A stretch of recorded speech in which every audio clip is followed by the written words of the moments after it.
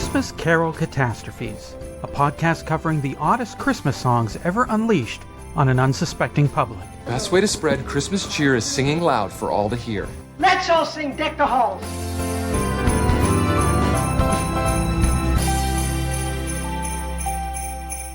Santa Claus has got the AIDS this year. Tiny Tim.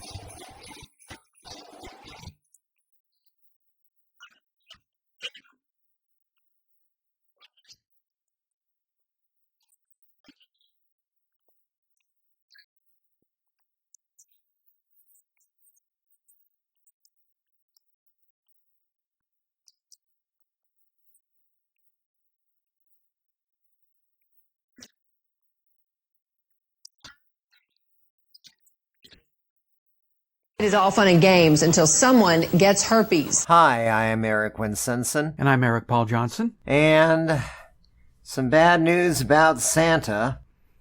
Did he trip and break a hip? Nope. And his brains, I guess, are intact. Well, that's good. He didn't leave his brains under somebody's bed in a pickle jar. Somehow, Santa Claus has got the AIDS this year. I always knew it about that guy, that he's gay and shares dirty needles. So I knew it was a matter of time. Or a blood transfusion. Would elves have the same kind of blood as humans? But then again, is Santa Claus human? Because most humans don't live 2,000 years, especially when they're that fat for that long. Especially when they're married. They usually try to take the easy way out at some point. Take that as you will. Yes. Yeah. So, this is a song from Tiny Tim. Mm-hmm. And,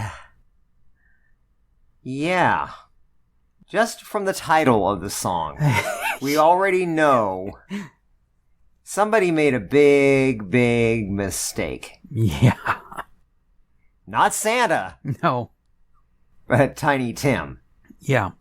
It begins with Santa going, "Ho, ho, I'm not going to be around this year." Well, no, you're not going to be around any year after, especially when this came out in the 1980s. You're not going to be around. That was my thinking, just from the titles. Yes. Santa Claus has got the AIDS this year. As for next year, he's still going to have the AIDS. There's only one way he won't have the AIDS, and that's not going to be good for Christmas at all. And you can tell how old this is by calling it the AIDS. Yeah. I don't think anybody's used that phrase in forever. Yeah. So nowadays things are a bit different. In fact, there's a whole lot of things that can be done to prolong life and keep HIV from turning into AIDS for a while. Well, as South Park put it at one point, it's been so many years, now it can be funny.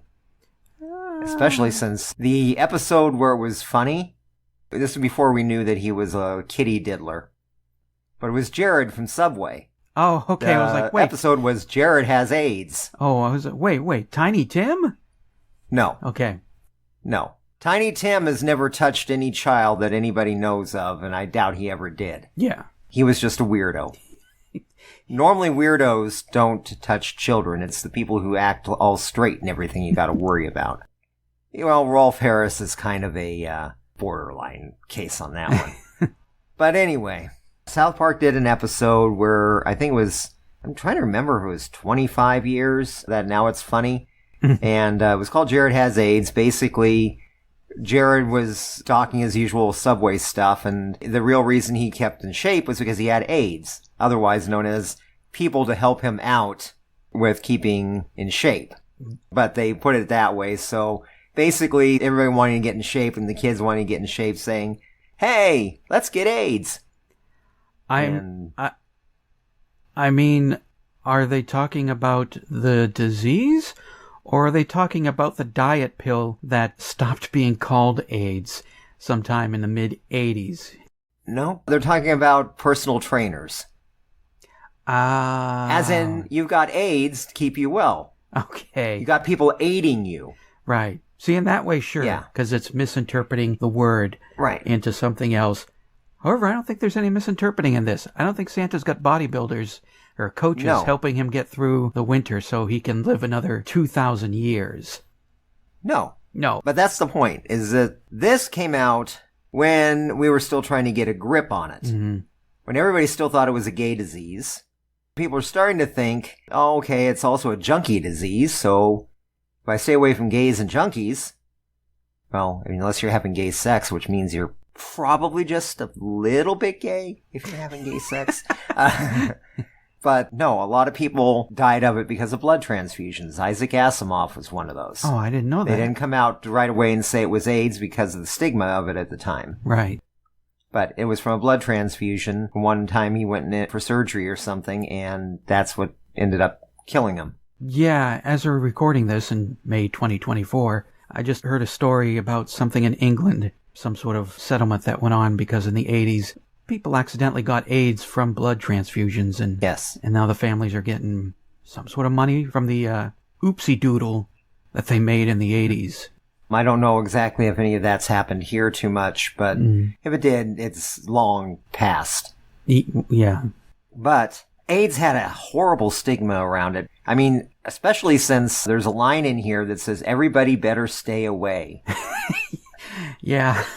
AIDS is not the cold. AIDS is not COVID. No. Now, it makes sense if Santa had COVID. Yeah. 2 weeks, not 12 months, 2 weeks, and get better. Yeah. You do not catch AIDS from just being around somebody with HIV or AIDS. You have to do things with them. Yes, you do. Yes. Very, very intimate things with them. Yeah. Or share a needle or something like that. Yeah. So, but there was still this stigma of you can catch it just by being around a person. So, this is a long, long way around of saying this song has no reason to exist. It is offensive for just from the name to the subject matter to how the subject matter is handled. I don't know whether or not to be just angry or disappointed. Tiny Tim was a recluse. I think he just wanted to do something current. And I don't think he knew what in the hell AIDS was in the first place. Yeah. Just heard people are sick from it. Oh, okay. I'll do a Christmas song about Santa and he'll be better in 12 months. Yeah, it's all over the news now. I can get back in the limelight again. People stopped paying attention to me after I married Miss Judy on Carson. Or whatever her name was, Miss Jill. Whatever. I don't know. It was Miss Vicky. But if I do a topical Christmas song, like Bing Crosby and Gene Autry, I'll live forever. A good thing for his reputation is people generally ignored it. Yeah, I had no idea this existed until December 16th, 2023, when I heard it on Dr. Demento. And I looked it up at the Mad Music Archive site, and apparently he's played it 4 other times, but I guess I missed those episodes. And when I heard it, I was like, wow, oh my God, this is terrible. And I don't have a problem with Tiny Tim. There are some of the songs that I like. I like Tiptoe Through the Tulips. Tiptoe through the tulips with me. There are some other songs he did that I like. I'm a lonesome little raindrop, splash, looking for a place to fall. Pitter-pat, pitter-pat, pitter-pat. There are some other songs that he did that have made me say, what? What was that? His cover of Do You Think I'm Sexy? Oh, that's right. Forgot about that one. If you want my body, and you feel sexy, come on, sugar, let me know. Yeah, why? If you really need me, just reach out and touch me. Come on, honey, tell me so. Yeah. Yeah, I was going through my mom's Christmas albums, and one of them had Tiny Tim doing White Christmas. The rest of the stuff was the normal stuff you find on compilations. And then for some reason, all of a sudden, there's Tiny Tim doing White Christmas. And I was below about it. I'm dreaming of a white Christmas. I was considering just not even keeping it, because it even had little kids singing in the background. Oh. Yeah, and it wasn't a kids' choir of well-trained kids. It was like, let's bring in the kindergarten class and you guys can sing. May your days be merry and bright. I was like, no, I'm not going to keep this one. Until he hit that last note. I was like, okay, yeah, I got to keep this one. Because he really shatters glass with it, and it's just so silly. And may all your Christmases be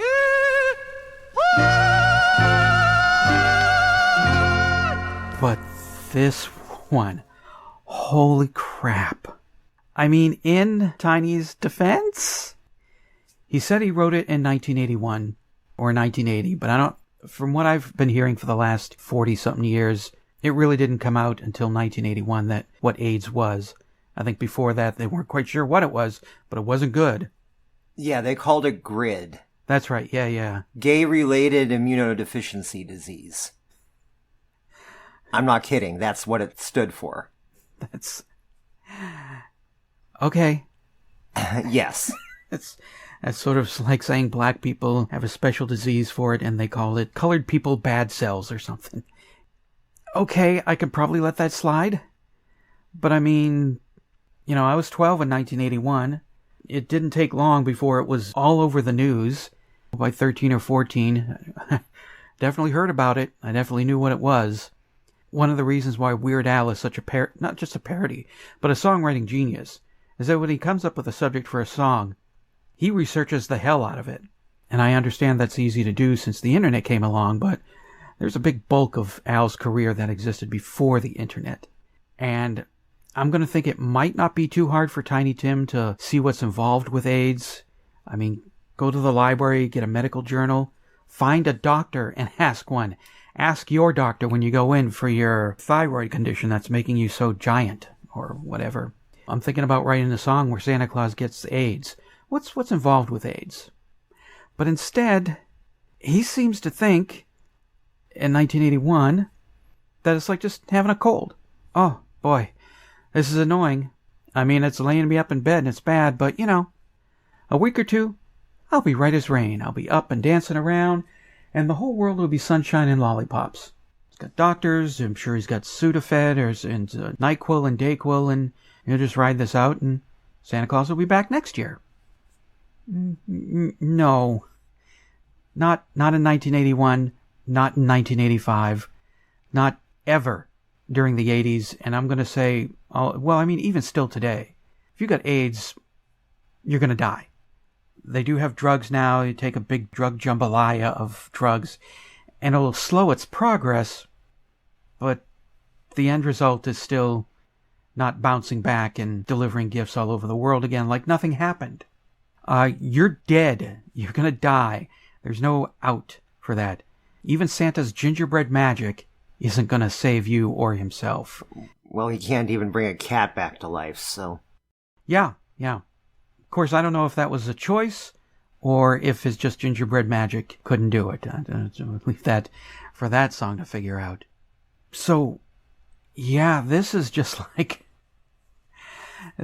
amazing cluelessness about the worst thing that you could be amazingly clueless about. I could understand being that clueless in 81, but we're 4 years down the road when he decides to release it as a single. We're not in 81, we're in 85 or 86, 4 or 5 years later, when there's absolutely no way you could have escaped knowing what AIDS was, even if you were a complete and total bigot at the time, which unfortunately most of us kind of were when it came to homosexuals, because it was kind of how we were taught. But still, you knew what it was. Yeah. You knew it killed you. Yeah. You knew it put you in a bed where you just wasted away into nothing. Mm. And it took so many famous people at the time, too, that aren't with us any longer. And I just don't understand how, at that point, you could ignore that and go, I've got this song sitting around. It's Christmas time. Let's give Santa AIDS. But don't worry, kids. He'll be fine, because a little bed rest, the AIDS can go away.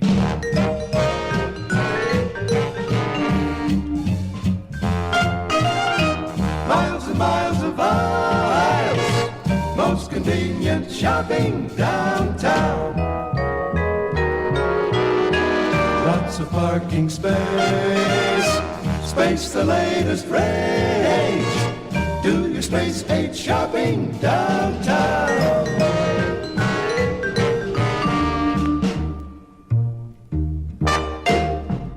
Well, Christmas is still a few days away, but I imagine in most of your homes the festivities have already started for the youngsters.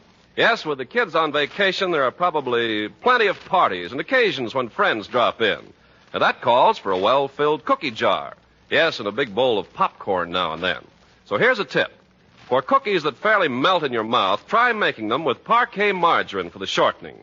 You see, besides being grand for table use as a spread for bread and seasoning for hot vegetables, parquet, when used as a shortening, adds delicate extra flavor to all baked foods. Try parquet melted over popcorn, too, and just watch the youngsters go for it. Best of all, these Christmas treats aren't expensive when you use economical parquet. So get your holiday supply of parquet margarine tomorrow and surprise the youngsters with the best holiday cookies and popcorn they ever tasted. Just ask your dealer for parquet, P-A-R-K-A-Y. Parquet margarine made by Kraft. 623-850-3375. Call now. Hello there, Mr. Kringle.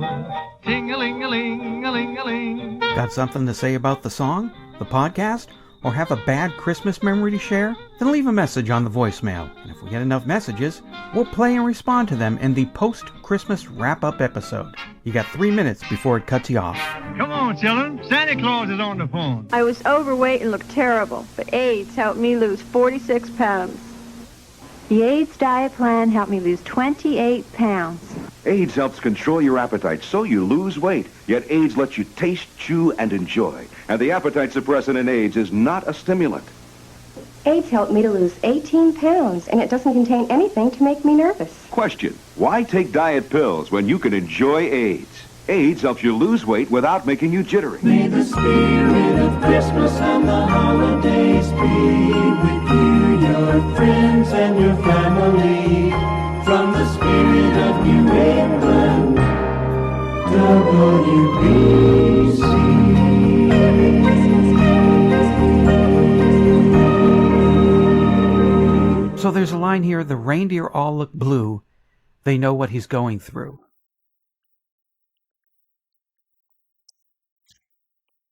So now that's another question I had. Yeah. Now, what is going on up in the North Pole? Yeah, what now? The reindeer have all had AIDS, and they got through it. Is that how Santa got the AIDS?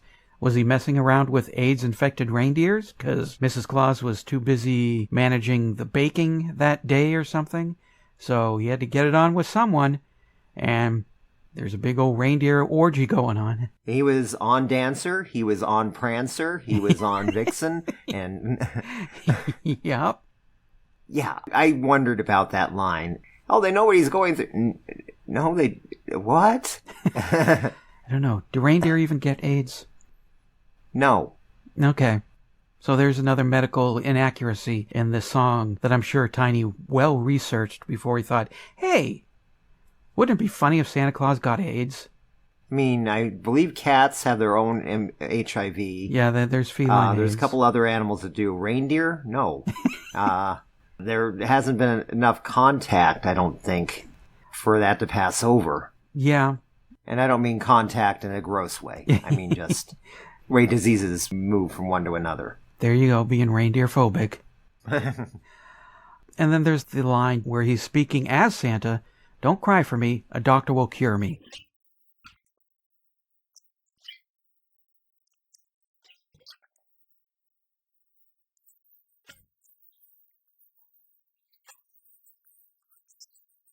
No, he won't. No, he won't. No.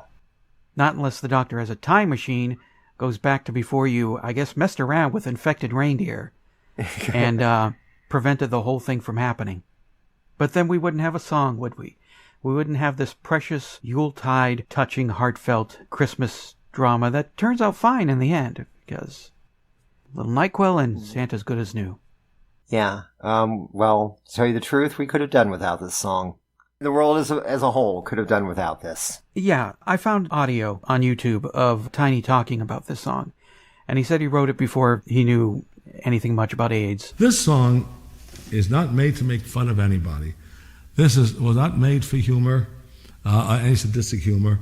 It's hard to explain that this song was written in 1980 or 81, just lying at 2, 3 in the morning. An idea came to me. It sounded funny because AIDS was a very, very minor word. The biggest thing about AIDS, AIDS, was the candy-reducing candies, which they had. It was way, way before Rock Hudson's unfortunate death and Liberace's. And the song, in fact, somebody wanted me to record this 5 years later here in Florida, near Miami. And my agent said, at that time, age was getting heavier. And he said, if you record that song, I'm dropping you as an agent. But in 81, he even got a laugh out of this before the tragedies came. But it'd be a dangerous song to sing now. And then Rock Hudson died, and then for some reason, for a lot of people, that was like, what? It's for realsies? And that happened in 86 or something. And I remember back then, I'm like, wow, so a celebrity died from it. But I wasn't like, well, geez, I didn't know this was for realsies now. No. I think 1984 is when it really at least blew up in my face on the news and everything that AIDS is real and it's friggin' serious. It is not something to be messed around with. You do not want this. So that it took Rock Hudson for people to be like, oh, well, maybe I should be careful now. I mean, if Rock Hudson can get it, I could be next. So, if you wrote this in 1981, 1985 it came out, why would you release it? By 1985, how could you not know? I've been going through my comic strips. I've been posting one a day on my Facebook page. And there are some comic strips that I drew that I'm like, back when I was in my late teens and early 20s, and I'm like, that hasn't aged well. And I think about, should I really post it? And I think, well, yes, but I'll post it with a more enlightened explanation for that, what I wrote in my 20s and teens don't apply to me in my mid-50s. Yeah, this was stupid. I didn't know better back then. But I had released that stuff out anyway. He didn't need to release this. And even if he gives the explanation, well, I didn't know any better back then. I mean, I could kind of let that slide. But he could have just left this tucked away, or better yet, just erased it from existence. Exactly. And it's another version that's on YouTube before he gives the preamble. I can understand why you would bring this out and say, okay, look, I did this, and it was stupid of me. So before you get mad, I know I was stupid. And so maybe it's just like a disclaimer that, yeah, I did it. It was stupid. Here's what I did. So, I mean, I can understand why you might bring that up again later, but why you would even release it in 1985. Yeah. When it's well known what it does. That part I don't get. Then again, it's Tiny Tim. There's a lot of things about Tiny Tim a lot of people don't get. I think probably for good reason. Yeah. He was one strange person. Yes, he was. Yeah. People are strange when you're a stranger. Faces look ugly when you're alone. I appreciate him for his musical knowledge. Mm-hmm. I appreciate him for a lot of what he did. But really, there has to be some thought process of, do we do this or do we not do this? And I mean, I was 12. I probably would have done it. Sure, because you were 12. Because I was 12. Yeah. Because I was 12, and I probably didn't know anything about AIDS either, other than it was gay people. And gay people were to be made fun of. I mean, I hate to say it, that's thinking back at that particular time, especially on the playground. Yes, and me too, even though I made fun of him. No, I did make fun of him sometimes. And looking back at some of the things I said, that probably wasn't appropriate, but I always was in favor of them just living their life. I didn't have a problem with gay people, but when society is filled with making jokes, even bad jokes about gay people, and that's like the normal thing to do, you kind of go along with it. Until later on you become a bit more enlightened and like, yeah, what you said when you were 12 or 16 or 20, actually you shouldn't have said that or did that. Right. He doesn't have an excuse. He was old enough. He knew better. Yeah. At least he didn't call anybody a British cigarette. No, because you never want to call somebody a Pall Mall. But I think we've reached about what we had to say about this, which is it's too late for him to do anything about it, but it should never have ever seen the light of day. No, he should have kept it in the closet. Christmas Carol Catastrophes is a production of Radio Trolla Entertainment, Assorted Deli Meats Amalgamated. Our theme song was written and recorded by Stephen St. John. Send us an email at christmascatastrophes@gmail.com. Help spread the word by sharing the link on your social networking sites and rate and review the show at Apple Podcasts. Next week, Dear Santa, Bring Me a Man for Christmas. Merry Christmas, everybody. Merry Christmas. Merry Christmas, everybody.